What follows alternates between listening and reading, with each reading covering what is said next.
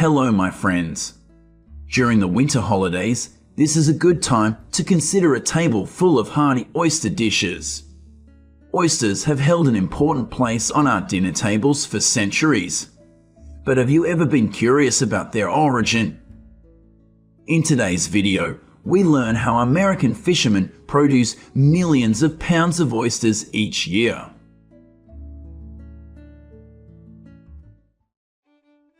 In 2023, the United States will produce 45.3 million pounds of oysters worth about $221 million. Oysters are typically produced in one of three different ways: natural, managed, and farmed. Natural oysters grow and reproduce without human intervention and are generally available for harvesting by anyone with the appropriate license. In contrast, managed oysters are monitored by harvesters, who periodically scrape the layers to reduce aggregation. For farmed oysters, fishermen often use traditional methods. They transport immature oysters to artificial beds where they continue to grow. In many parts of the world, oysters are grown on lines or in tanks, and this method is now being adopted in some regions of the United States.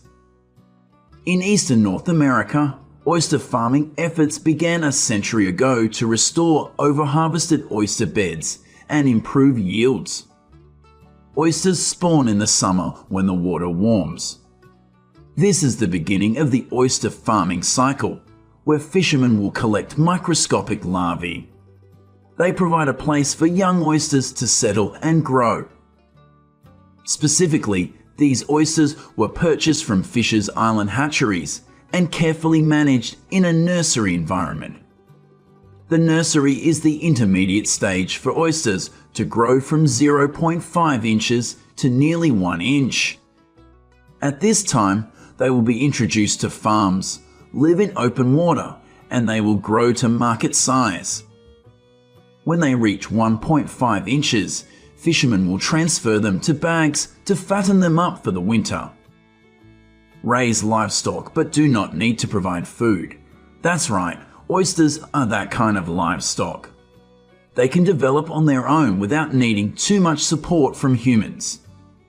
In fact, once past the larval stage, oysters do not need to be fed because they filter food from the water column. In recent years, bottom cages have become a popular solution in the oyster farming industry. Oysters live on pieces of shell that are finely ground in the nursery before being put into cages.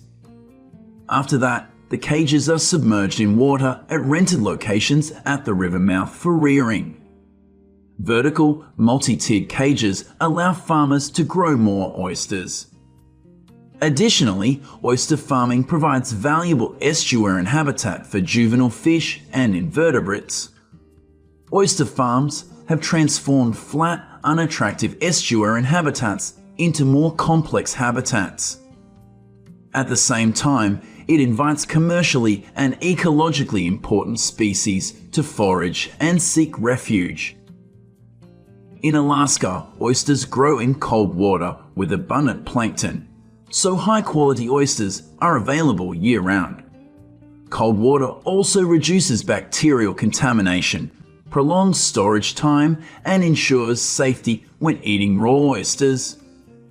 However, because they cannot reproduce either naturally or in the wild, all farmed Alaska oysters are imported as seed from hatcheries on the Pacific coast. These cages contain more than 30 million oysters. These tiny oysters are very difficult to maintain. They need constant care or the entire oyster crop could be wiped out. The best conditions for oysters to grow are between 60 and 80 degrees F. Before oysters spawn, farmers will control the temperature in the water tank to prepare them for the best environment. When oysters spawn, they release eggs and sperm directly into the water. After being put into the tank, they turn into larvae. About 1 billion oysters are born in these tanks each year. After placing baby oysters in nets, fishermen will anchor them in the ocean or on the beach. Here, oysters feed by filtering naturally occurring plankton in the water. During this period, farmers also regularly monitor the weather, because if there is too much rain, it will dilute the salinity in the water and affect the oysters. Depending on the type of cage, fishermen have a way to allocate the number of oysters accordingly. Oyster farmers with many years of experience often redistribute the number of oysters in the cage when the oysters reach average size. They want to reduce the quantity so they can achieve high quality before they reach the market. By removing oysters from high-density cages, about 85 to 90 oysters per cage. Then the farmer divides it equally among 3 different cages. The oysters return to the cages with more space to move and grow better. As the cold grey dusk begins to creep across the calm river, fishermen are trying to remove the layer of sand around the oyster shells and return them to the sea. They believe that the cleaner they keep them, the more water will flow into that shell. It takes about 18 to 36 months for oysters to grow to market size. After 6 months, the cage is removed from the water and the oysters are taken to the production facility. Here, machines will sort them by size. Those that meet standards are exported to the market, while the remaining small oysters will be released into the sea.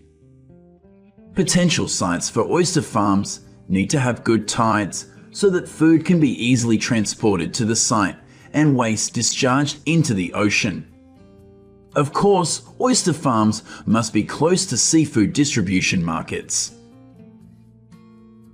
Weaving along the icebergs, the boat entered the oyster farming area.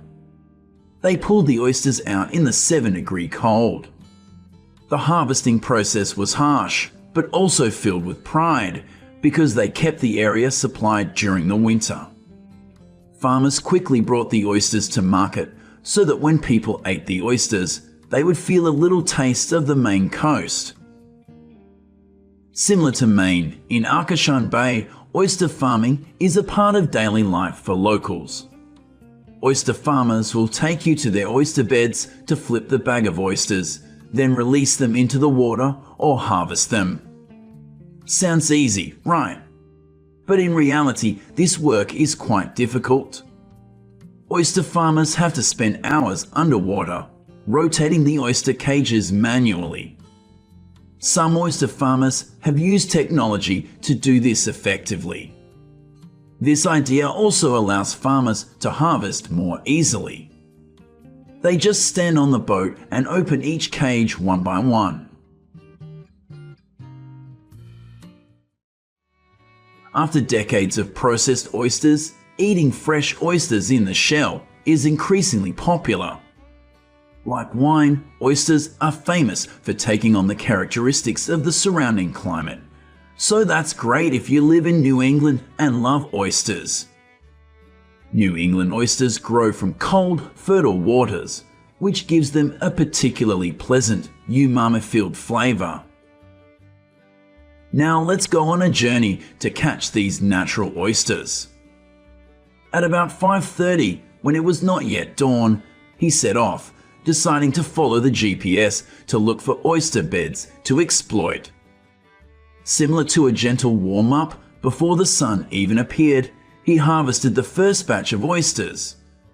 The work went on continuously until about 12 o'clock. He drove the boat back and sold them. Interestingly, oysters cannot move. Not a jot. They float down the stream, cling to rocks, and stay there for life, if all goes well. The oyster has a rich flavor, conveying the crisp, fresh saltiness of its pristine environment. In addition to being delicious and nutritious, oysters also play a role in maintaining healthy ecosystems.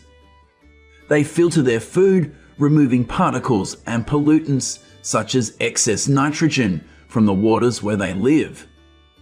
Additionally, Because oyster larvae survive by clinging to hard surfaces, oysters also help rebuild coral reefs. The sun was setting, and he steered his boat in a slow circle in San Antonio Bay before harvest. Fishermen began pulling up traps, chopping small blocks of oysters with axes and sorting them right on the boat. They make most of their money in a year by harvesting oyster reefs. In April, the oyster season ends with exciting activities.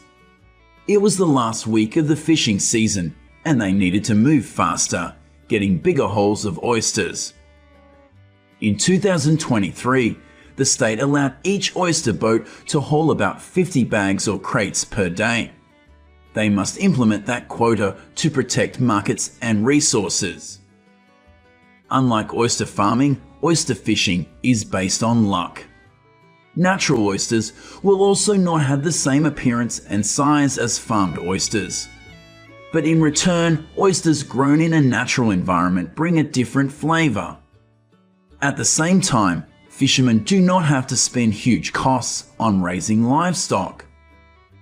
Once the oysters are harvested, it's a race against time to get them safely to consumers. Quality oysters are washed, tagged with ordering information, and canned. Besides, fishermen will add ice and place them in the cooler for about 2 hours to meet FDA guidelines.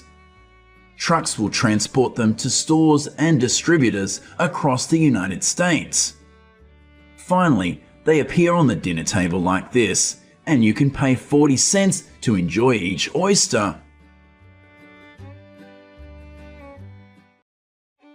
You can never find a tuna standing still in the ocean, because if they stop, they will die.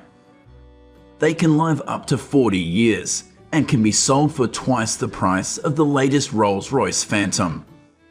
So how do fishermen catch and process them? And how much profit do they make from these expensive fish?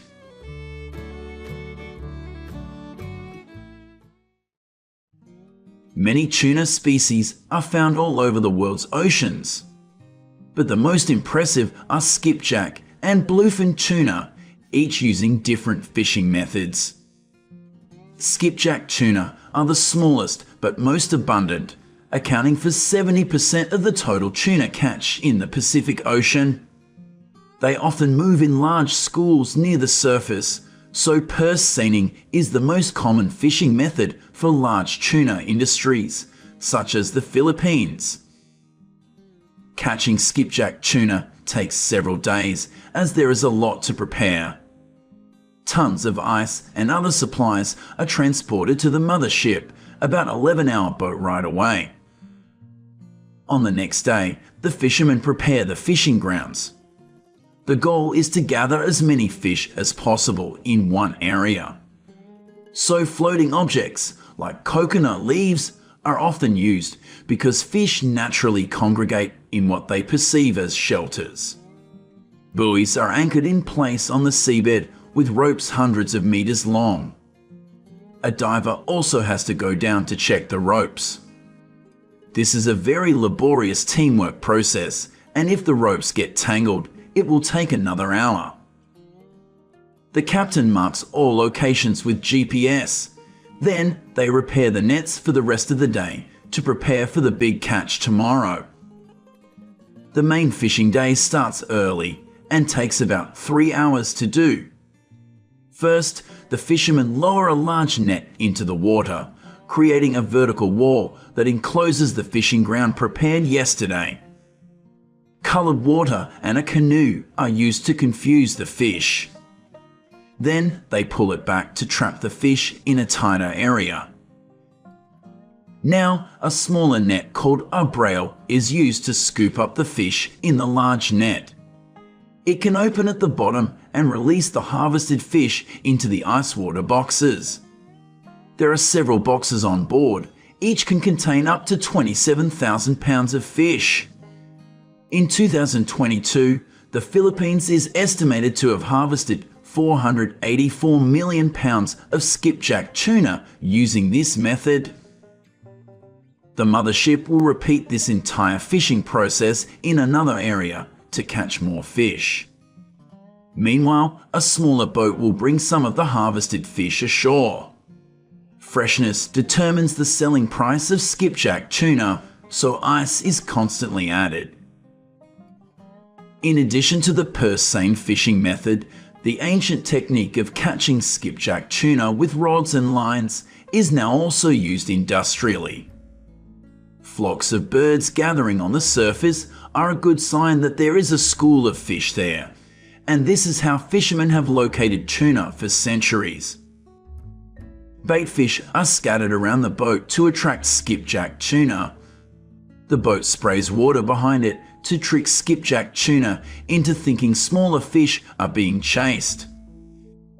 This method may seem like a lot of work to catch just a few fish, but 22,000 pounds of skipjack tuna can be harvested in just 15 minutes with a crew of about 15 to 30 fishermen. This technique also reduces bycatch, sea creatures caught by accident.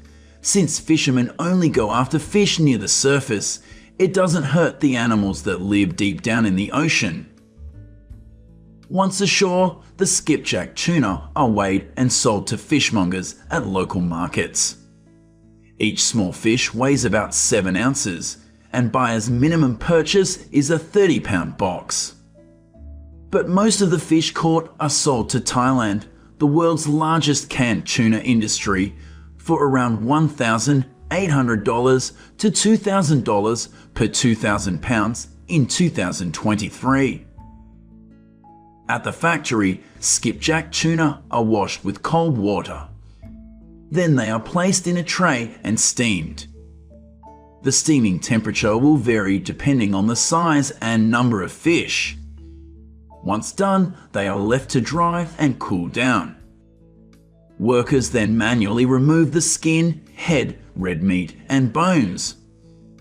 Depending on the order specifications, which dictate the proportion and type of cut, the worker will cut large to make large pieces and small to make shredded tuna flakes. The meat is now put into cans by machine, but the worker still has to weigh it again to make sure each can is equal. Then, vegetable oil, brine, and sometimes flavorings are added. After that, the tuna can is sealed shut, rinsed and stacked together to go to the heat sterilizer. Once sterilized, the tuna can is cooled before moving on to labeling and packaging within a week. In 2023, the total export value of canned seafood products from Thailand reached nearly $2 billion, with $1.6 billion coming from canned tuna.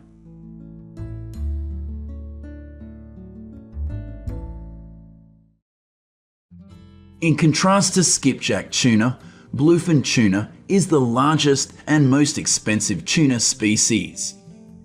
This giant 525-pound bluefin tuna was sold for nearly $800,000 on the first business day of 2024 in Japan. That's roughly $1,500 per pound.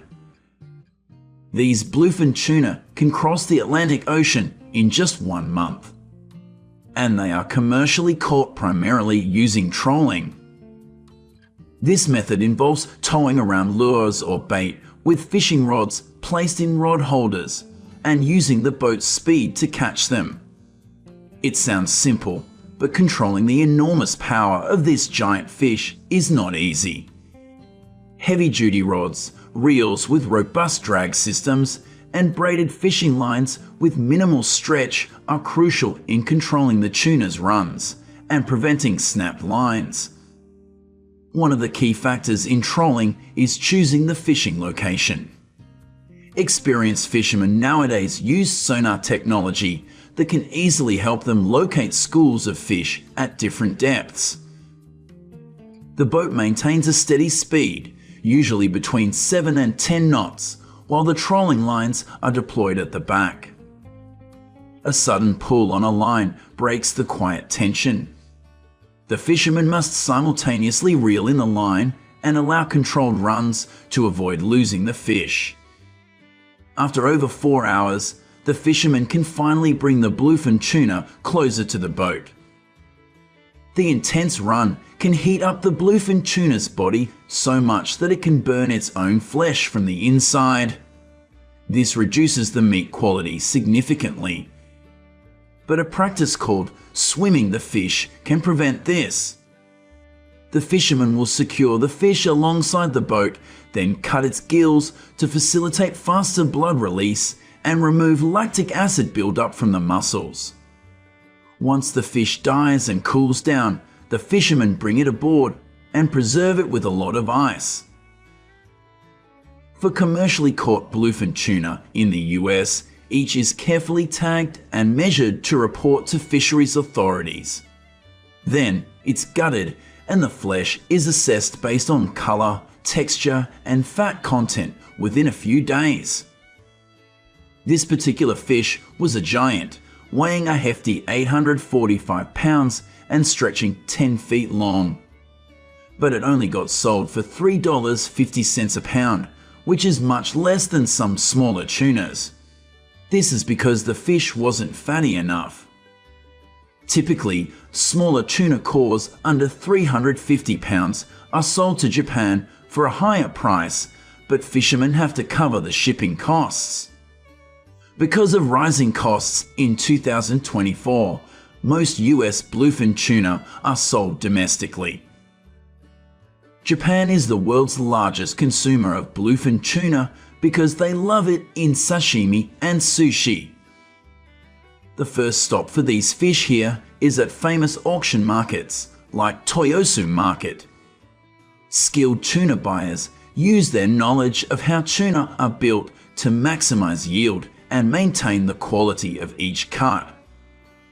The most prized bluefin tuna cuts are those with high fat content, like the extra fatty belly Toro and the fatty belly Otoro.